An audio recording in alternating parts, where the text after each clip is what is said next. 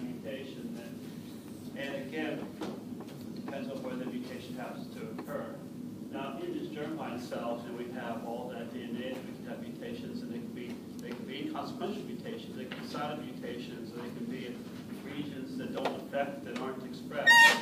But at the same time, they could be in genes, they could be in controlling regions, they could be in regions that code for genes that replicate the DNA or transcribe the DNA or package the DNA or all these other different things. So there's all these possibilities, and it's all just a matter of what are the odds, what are the chances it occurs or this problem. Whenever we try to predict we try to predict what's the likelihood of inheriting these mutations, these traits, we have this, it's never nice and easy, it's never straightforward and just, say, oh, autosomal dominant, autosomal recessive. It's unfortunately, it's not that easy.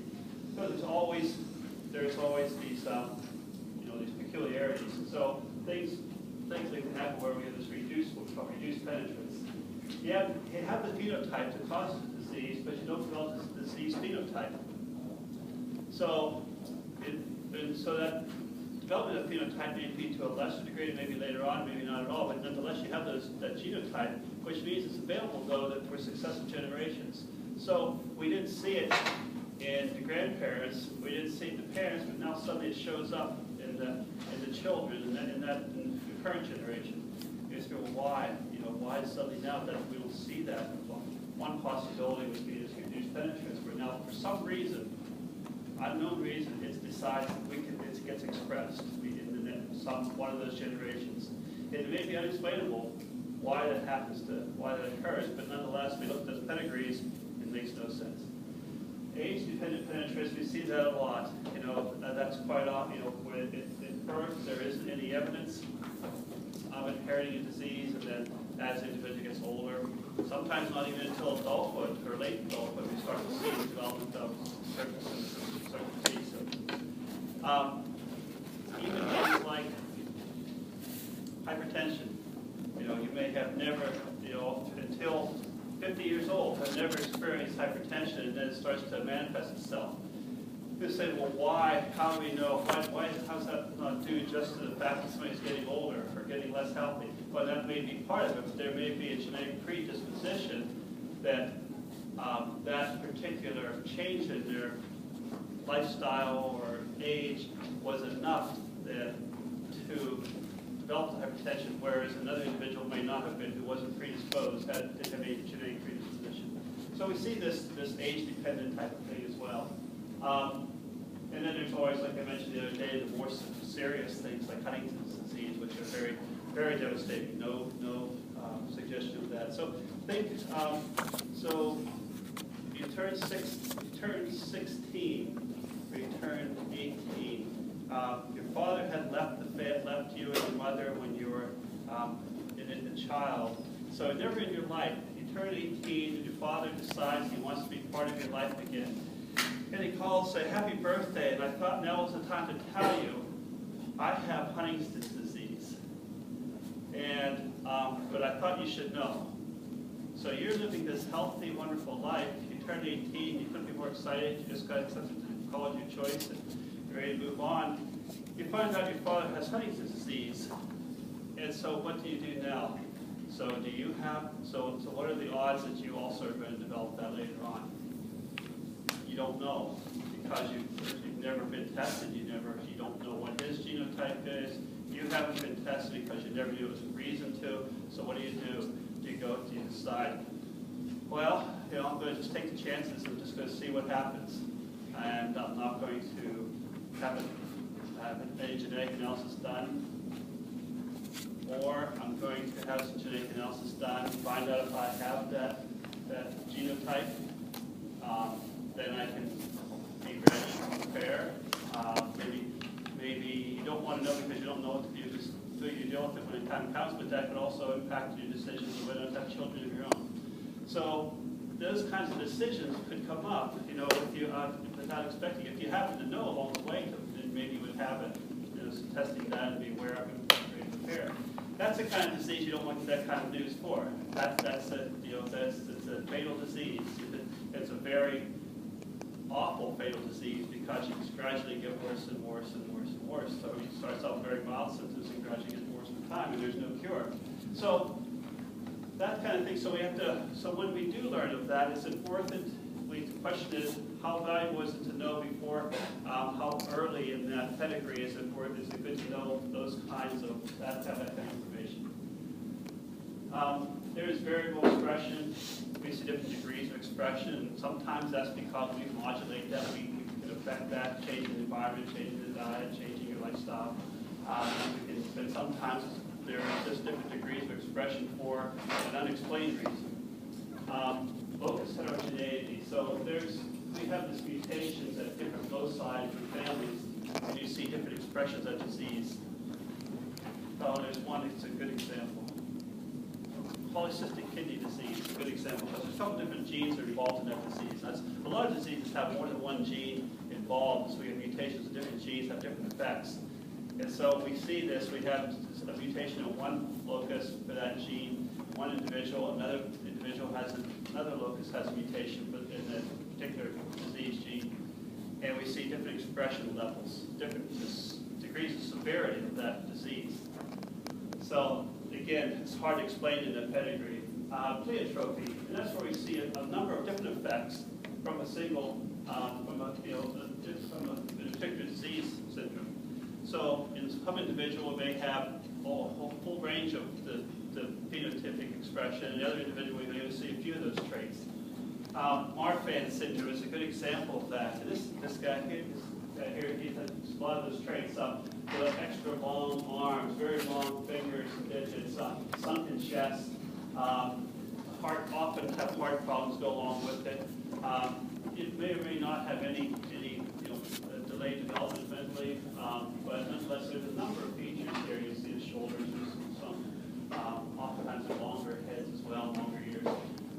But they often have, like say, heart problems and some other physiological issues too. So you may have one or just a few of those traits. There are individuals have, so these are called pleiotropy. You have a number of traits that go with a particular syndrome. So whenever we look at a pedigree and all of a sudden something shows up, you have to wonder why. So particularly if we know that it happens to be a disease that has, or a condition that has a genetic background or genetic cause, then we can say it might be just a new mutation. Again, just the odds, you have a new mutation. Reduced penetrance, age-dependent penetrance, variable expression, and this is called anticipation, where it shows up as similar to number of traits that be involved there. So there's just odd reasons why, there's not odd reasons, but just things that we can't explain with pedigree, even though we try to make the best guess possible. Because when you do pedigree, people say, well, what's the chance? What are the odds we're going to have that? And you say, you give the odds, and then they have children, and it doesn't fit at all. You explain why. That's a possibility. Or explain why it didn't happen. So when we do this diagnosis here, and the issue is that it has implications for the person we're doing that diagnosis for, but it's also the other generations we're concerned with. It could tell the parents something as well, not just their siblings or their children to be, but it could tell their parents something. So now maybe the parents learn, wow, we didn't realize we had that genotype or had that gene in the family, and now so not only the parents are aware, but now they can tell their siblings. So now their siblings will learn, your aunts and uncles can notify their children of this being within the family, this particular trait that wasn't known before. So it has value there on like I said, a number of different generational levels here. If it's a new mutation, then it's just going to affect the offspring of that individual and then their subsequent generations. So that's not as effective and useful there.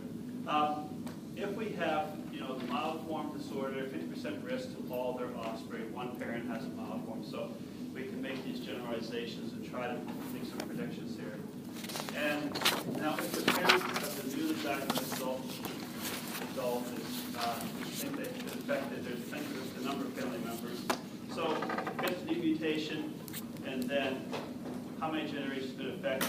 Sometimes it takes a couple generations to find out if it's what whether it's dominant, recessive, and so to see how it's going to be expressed. If there's, sometimes that's expressed in one generation, so it's sometimes we have a few to find out for sure. This is a good example of pedigree where they happen to write things in. You can do that on these pedigrees. You can write in the risk possibilities. You can write it, usually an arrow to say who's affected. So that's just something, you can write all over these things to help describe what's going on here. I come back to the consanguinity because it's an issue. Like I say, in some cultures in particular, relatively rare in the U.S., considered rare compared to the rest of the world, but more common in some of the Middle Eastern countries here. And so that really increases those odds. And that's again what it is odds. It really increases the odds of those recessive, those homozygous recessive genotypes being realized and then having those recessive diseases expressed. They're rare because we don't see it that often, and fortunately they're avoided for the most part just by chance of just the odds of those not being seen here. But anyway, so at this population level, the closer you get in terms of how closely related individuals are, then the greater the chance of seeing those diseases show up there. And so that greater increases chance of those recessive diseases. So whenever you see that, when you see those show up, you have to ask that question. You have to at least, well, not ask, but consider that as a possibility. There is more closely related than one had expected. And be aware of it whenever, anywhere you have to be working. So you never know where you're going to end up eventually. Okay, so we have the regulars, we have the autosomal dominant and also recessive. And then there's some other types of inheritance patterns to consider. These are, one person are the sex-linked inheritance patterns. And these are the ones, the genes, related to those genes we find located on the X and Y chromosomes. Remember, if you have two X's, your female, X and Y in male. So those are the sex chromosomes, so whatever genes we have on those are inherited differently. Now what we see is, though, two X's in a female, but when we look at female, only one of those X's is active. Only one of those, the other X, becomes a condensed mass of heterochromatin. And only one of the X's then has those expressed genes. And so that one becomes inactivated, and this is developed by somebody, their last name is Lyon, so it's the Lyon hypothesis. And that they create this condensed heterochromatin, and that's referred to as a bar body, B-A-R-R body, right here. So those are inactive. And so when we see more than one X chromosome, the others are bar bodies. So if we had 4 X chromosomes in a cell, we'd have 3 bar bodies and 1 active X chromosome. What this does is it's the cell's way of preventing this overexpression or having an overdose of gene product. So we don't have too much of it. Too much is just as bad as not enough sometimes. So if we had 2 copies of all these genes producing things all the time, you'd have too much of whatever those gene products are in those X chromosomes. Now, that makes it also, you can see that in the male, all those X chromosome genes, and 1 copy in the male, and they have the one other copy in the Y. And so anyway, so in the female, then we have inactivation of one of the X chromosomes, and the other one remains expressed. Now that can vary from cell to cell, which one happens to get inactivated. And so in some cells you may have the X from your mother active, and the other cells you may have the X from your, you'll have the X from your father active if you're a female. So that has this mosaicism, the type of thing that occurs. Now, but within a tissue type, generally it's one or the other being activated. So that can vary, but nonetheless, we have that, this Lyon hypothesis, this bar body formation here. They use this term, geneticists is going to term hemizygous. Males are hemizygous since they have only 1 X chromosome, 1 Y. It's a little different type of term. Here's an example just to show you that in color. See, here's the 2 X's, one for the mothers and paternal, people are paternal. And they divide, and then they divide some more, you get this mass of tissue. And you can see within that mass of tissue, some of them have the X from the